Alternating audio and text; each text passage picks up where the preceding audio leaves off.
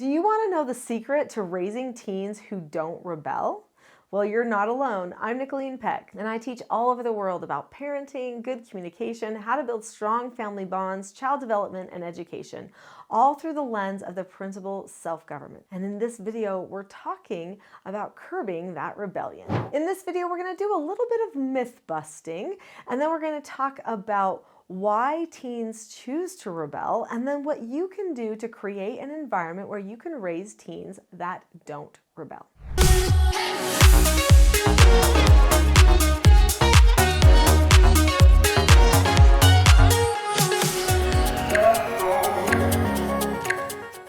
The first myth is that rebellion is part of being a teen. That's not actually true. We've accepted rebellion as part of being a teen. We've even pushed some of our teens toward rebellion, but it's not necessarily a part of a person's development. A person does not have to go through a rebellion stage in order to come out on the other side a well-adjusted adult. They don't. They simply have to learn.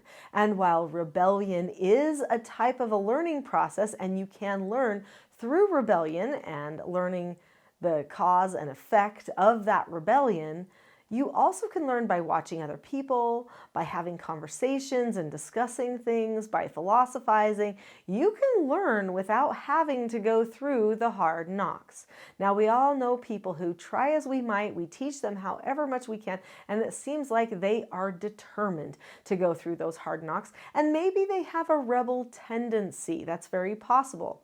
So I do have videos on this channel about the 4 tendencies. I highly recommend looking at that video about the 4 tendencies, because if your child is a rebel tendency, there might be a few things that you want to alter. If they're just, a regular teen, adolescent who is just experimenting with some rebellion, then that's really where we're hitting on today. And if they do have rebel tendency, this video will still help you, but I would definitely recommend that other video as well. Another myth is that teens rebel because their friends are rebellious. Now, it is true that there is a little bit of social pressure to rebel sometimes, but we all know many youth who, when their friends are rebelling, don't choose to rebel with them. So why would it be that we would blame all the friends all the time? Because doesn't that youth, that teen, have the ability to make a choice for themselves? Yes, they do. So we shouldn't be blaming it on their friends necessarily. Now, maybe they could choose better friends. And maybe it's a factor.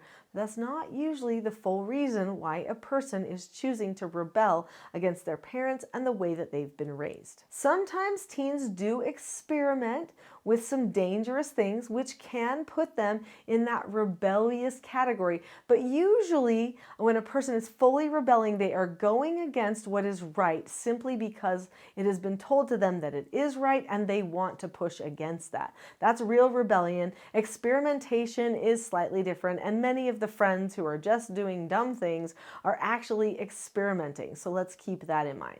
Another myth that we've got to bust here right at the beginning is that people say that once they're in their teens, they can't learn anything new. That's just how they're going to be. If they're a rebel, they're a rebel, and you can't change it. And that's not true. Now, first, they have to make a choice. You don't get to choose anything for anybody else. But a person's environment plays a big role in their change of heart, their change of behavior, their lens for the world. So if the environment changes, will they see things differently? The answer is likely yes. The truth about teen rebellion is that many teens rebel because they don't feel respected, they don't feel heard or understood, and because they aren't taught. Lots of times they just cross over boundary lines because they've been crossing over boundary lines for a long time. Nobody taught them it wasn't okay to cross over those boundary lines, and so that's why they started taking those steps in the first place. Or maybe they feel like they don't trust their parent because their parent is not bonding with them at the time. Maybe the parent's even trying to bond with them, but the child doesn't feel they can bond with the parent because the parent doesn't take any time to listen to what the child is thinking and what their concerns are. Even if your child does not agree with you on everything, you still should take time to listen. You don't have to agree with them or affirm all of their things that they're talking about, but taking time to listen shows that you care. And at the end of the day, your youth want to know that you care and that you actually want to seek to understand them. One of the principles of self-government is seeking to understand, and it changes the entire tone in a family dynamic. If the people are just thinking about what they want and how to get what they want, but not thinking about the others and seeking to understand the others, then the relationships fall into disrepair. So what can you do about it? People don't know what they don't know. And your teen does not know how to get their way with you. They don't know how to get you to understand. They don't know the skills that they need to problem solve with you in a way that is not emotional or aggressive. This is why they're falling into bad habits. This means you need to teach them what they need to know. Teach them skills like disagreeing appropriately, accepting no answers, following instructions, accepting consequences, but especially disagreeing appropriately. Disagreeing appropriately is one of the 4 basic skills of self-government, and it is the gateway skill to self-government. It is the skill that, if used, starts to convince the person's brain that they can actually be in control of themselves, and that skills do make a difference. They don't have to use their emotions to try to solve their problems. When a person learns to disagree appropriately, they learn how to look at the person, keep a calm face, voice, and body, seek to understand the other person's point of view, share their point of view, listen to what they have to say okay, and then drop the subject. Are they always going to get their way? No. But are they going to know they were understood? If the person who's talking to them actually takes the time to repeat back what they've heard, to express appreciation for them explaining what they've heard, and then if they explain and teach why something might need to be a different way, or why they can now agree with them because they heard their point of view. All of this stuff is important. Teens need to know why. We so often don't teach them why. Maybe we're afraid of pointing them down a wrong path, especially if they are rebellious, but they need to know why we make the decisions that we do. They need to know what the people around us are thinking and what we're concerned about. They need to know what skills they need to have and why, how those skills can help them. And we can teach them all of those things. But the teaching needs to be consistent. If not, it will look hypocritical. And your teen does not respond well to a person who says one thing but then does another. So what's the secret to raising teens that won't rebel? Explaining more to them. Teach them how their brains work. Teach them about how relationships work and the relationship bank accounts that I've talked about on this channel. When you do something that someone instructs you to do, that's a deposit into the bank account. When you talk back to a person, push back against a person, that's a withdrawal, and then it decreased trust. Talk about how trust works in a relationship on those little small things, because they don't understand that taking over their dish after a meal actually increases trust overall. They don't get that. We need to explain those things to them so that they can be more successful.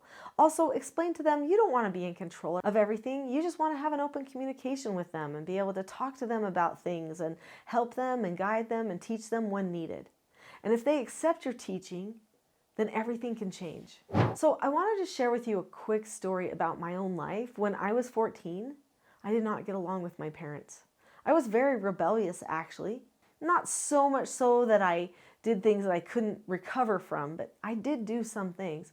And I will say that it wasn't until a neighbor challenged me to say okay and be okay every time my parents told me to do something or not to do something. It wasn't until that moment that I chose to say okay and be okay that everything changed in my relationships.